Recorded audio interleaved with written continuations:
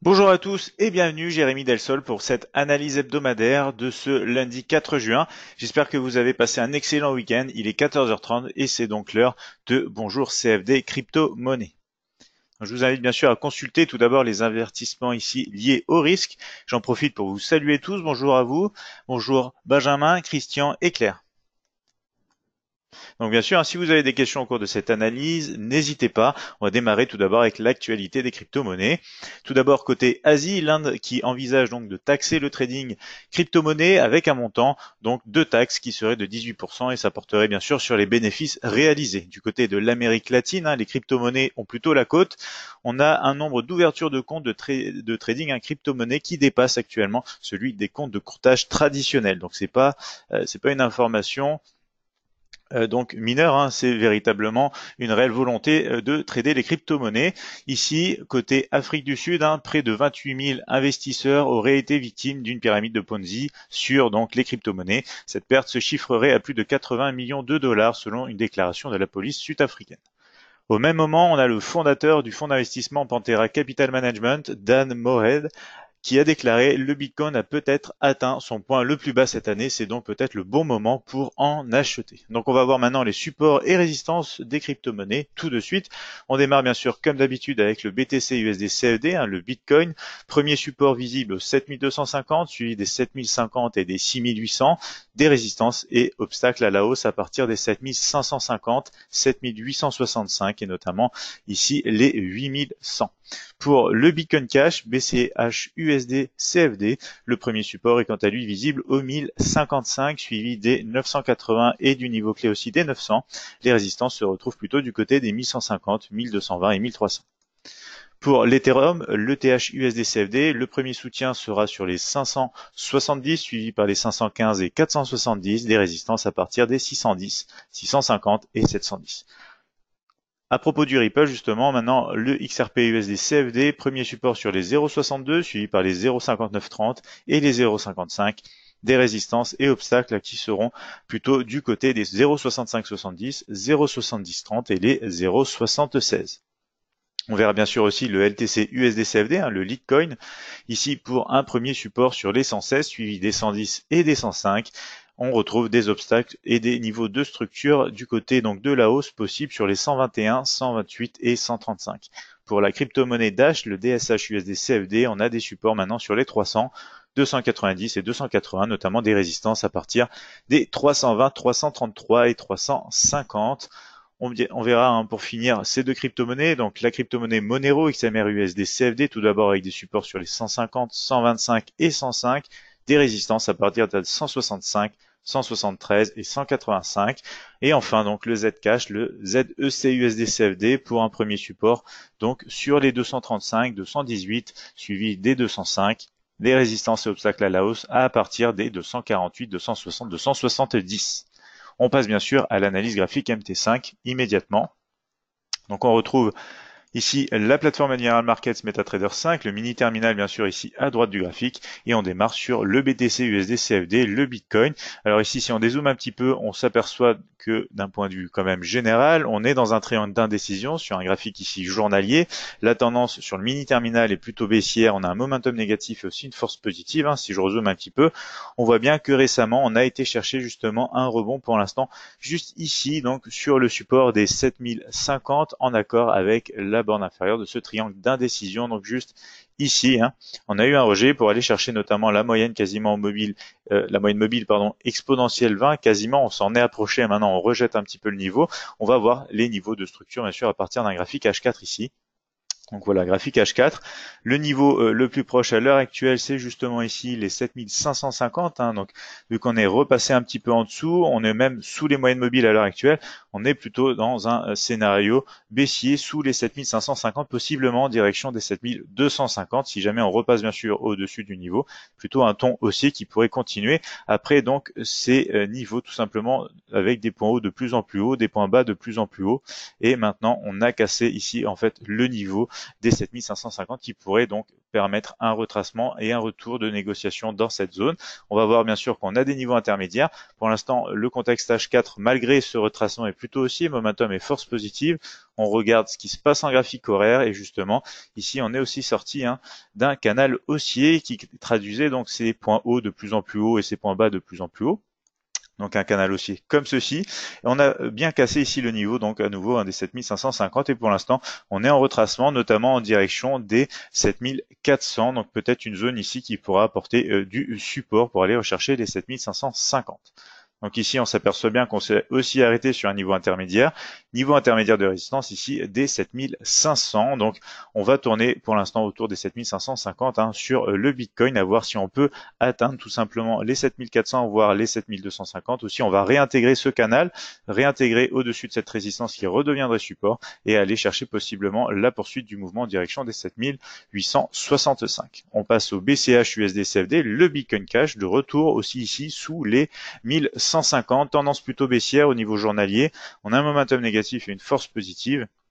Et on est notamment un petit peu dans un retracement dans le nuage des moyennes mobiles. Donc pour l'instant, c'est un petit peu comme ceci. On espère normalement, selon la théorie de Dow et la poursuite d'une tendance, un suivi de tendance, on peut s'attendre à une poursuite à la baisse. On va justement voir ce qu'il y a en graphique H4 avec les niveaux.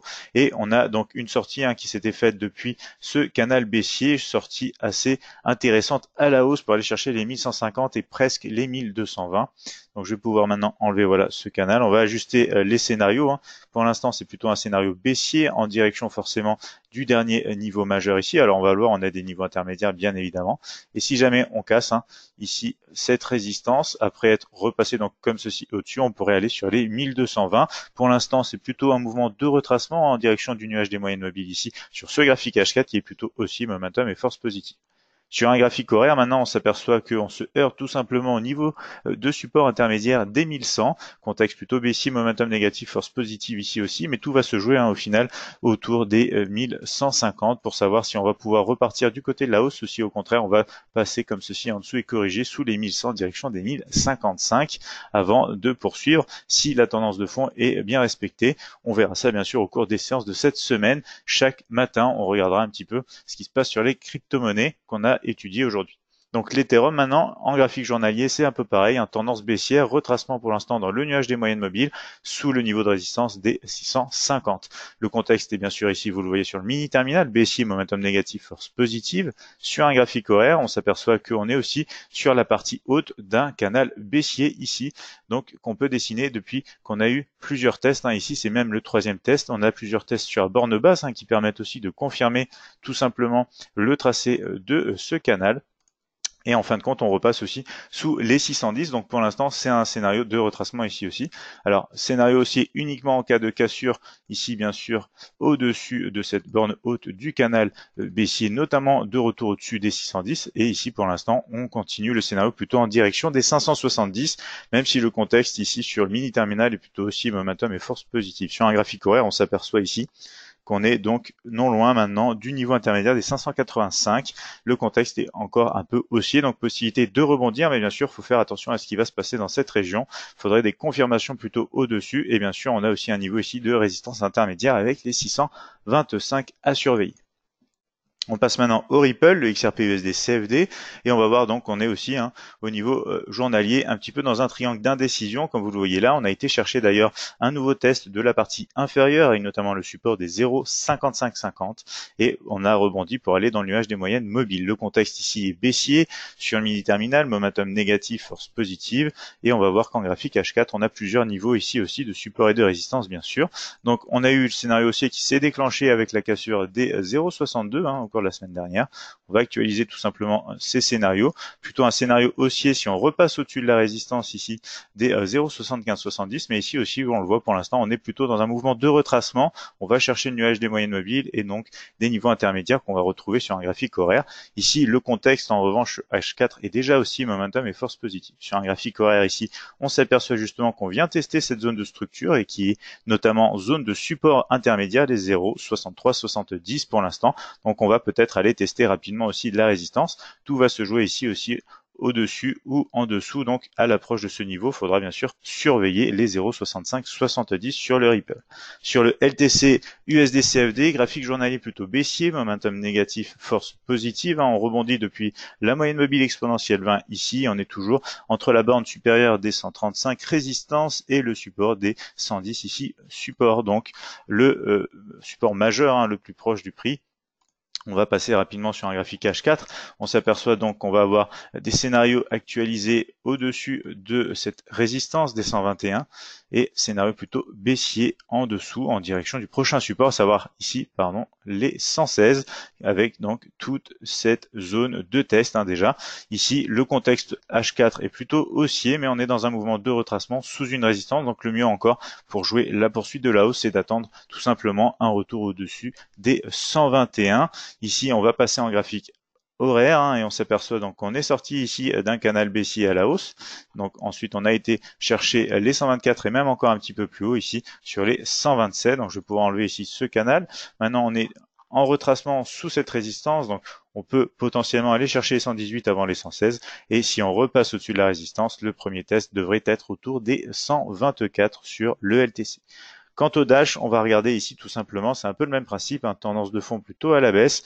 On a un niveau majeur de support ici avec les 280. On n'a pas touché la moyenne mobile exponentielle 20, mais on commence déjà à rejeter un petit peu la zone dans un contexte baissier. Sur un graphique H4, en revanche, on est plutôt haussier ici, momentum et force positive, mais on repasse quand même, vous le voyez, sous les 320. Donc plutôt tendance aussi à corriger à la baisse. Donc on va actualiser les scénarios comme ceci.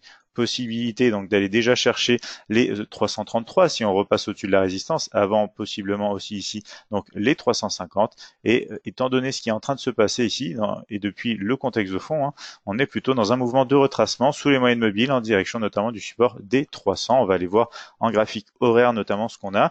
Pour l'instant, on se dirige plutôt sur les 310, zone intermédiaire de support, avant d'aller chercher idéalement les 300 si la poursuite de fond, la tendance de fond se poursuit bien sûr sur cette crypto-monnaie. Vous le voyez bien, on a rejeté les 333, on est revenu rapidement sous les 320. Pour l'instant, ça poursuit en dessous. Sur la monnaie XMR USD CFD, donc la crypto-monnaie Monero, c'est pareil, on a un niveau majeur de support sur les 150 dans un contexte donc plutôt baissier ici aussi, avec les moyennes mobiles en condition configuration baissière et notamment en pente baissière sur du journalier. Le H4 ici, c'est un peu pareil, on réintègre même ici, donc si je rajoute donc tout simplement la partie droite, on réintègre même donc le canal baissier sous le niveau de résistance des 165, donc un scénario plutôt qui va se dérouler comme ceci pour l'instant en direction du niveau majeur justement de support des 150, et on va tout simplement avoir un scénario haussier uniquement de retour au-dessus des 165 et cassure bien sûr, confirmation comme d'habitude. Ici pour l'instant on irait plutôt du côté de la baisse, même si le mini terminal en H4 nous indique plutôt un ton haussier. On voit bien ici aussi que en graphique horaire, on est plutôt à la baisse. On va d'ailleurs ici changer la couleur de ce niveau intermédiaire de structure. Les 160, on est passé en dessous. On devrait pouvoir confirmer donc un rebond comme ceci et poursuivre déjà vers les derniers points bas. Ici, on est sur les 151 environ. Donc, réintégration du canal, normalement poursuite à la baisse, étant donné surtout la tendance de fond tout simplement sur les marchés crypto-monnaies à l'heure actuelle. Donc ici, c'est pareil, tendance plutôt de fond. On a réalisé ici donc un point bas ici, plus bas que le point bas précédent. On a un niveau majeur de support, il faut faire attention aux 218 notamment. Graphique H4 ici, on va s'apercevoir donc on a rejeté un petit peu la zone des 260 sans concrètement les atteindre, après notamment ici la cassure du canal baissier que je vais pouvoir enlever. On va actualiser les scénarios, donc rebond possible depuis la zone de support, puisqu'on a eu déjà des tests ici, et si on casse donc cette zone, on peut aller chercher le support majeur inférieur, notamment avec les 218 ici sur un contexte plutôt baissier, même en graphique H4 selon le mini terminal. En graphique horaire, voici ce qu'on a. On est en train tout simplement de tester concrètement les 235, soit pour les casser, soit pour rebondir. Donc il faut rester vigilant autour de ce niveau, et si jamais on rebondit, on a un premier niveau intermédiaire avec les 245 en résistance intermédiaire. Donc voici pour cette analyse hebdomadaire. Je vois qu'on n'a pas de questions dans le chat. Donc pour ceux d'entre vous bien sûr qui nous regardent depuis la chaîne YouTube, je vous invite à vous y abonner, retrouver de plus amples informations sur le site internet admiralmarkets.fr.